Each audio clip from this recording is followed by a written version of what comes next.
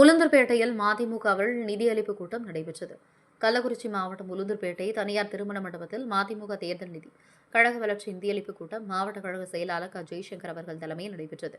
நிகழ்ச்சியில் விழுப்புரம் மாவட்ட கழக செயலாளர் வி. பாபு, கோவிந்தராஜ், கடலூர் கிழக்கு மாவட்ட செயலாளர் ராமலிங்கம், கடலூர் தெற்கு மாவட்ட கழக செயலாளர் குணசேகரன், கடலூர் மேற்கு மாவட்ட கழக செயலாளர் பிச்சை, புதுவை மாநில அமைப்பாளர் ஹேம பாண்டுரங்கம் உள்ளிட்டோர் முன்னிலை வகித்தனர். நிகழ்ச்சியில் தலைமை செயற்குழு உறுப்பினர் செந்தில்குமார் வரவேற்பு உரையாற்றினார். நிகழ்ச்சியில் மதிமுக பொதுச் செயலாளர் வைகோ அவர்கள் கலந்து கொண்டு நிதியை பெற்றுக்கொண்டு சிறப்புரையாற்றினார்.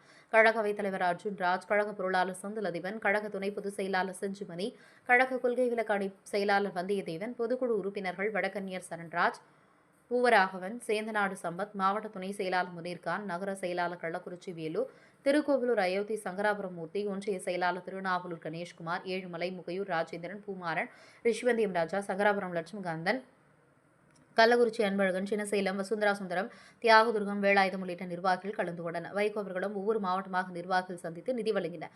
நிகழ்ச்சி முடிவில் உளுந்தூர்பேட்டை ஒன்றிய கழக செயலாளர் அருள் நன்றி உரையாற்றினார். உளுந்தூர்பேட்டை செய்திகளுக்காக முத்து.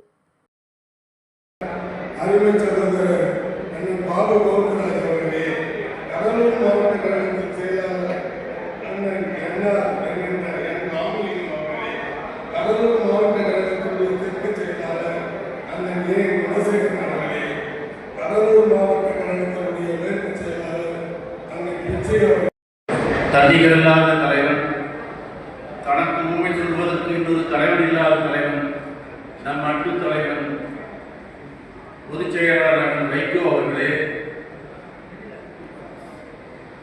நெய்வேலி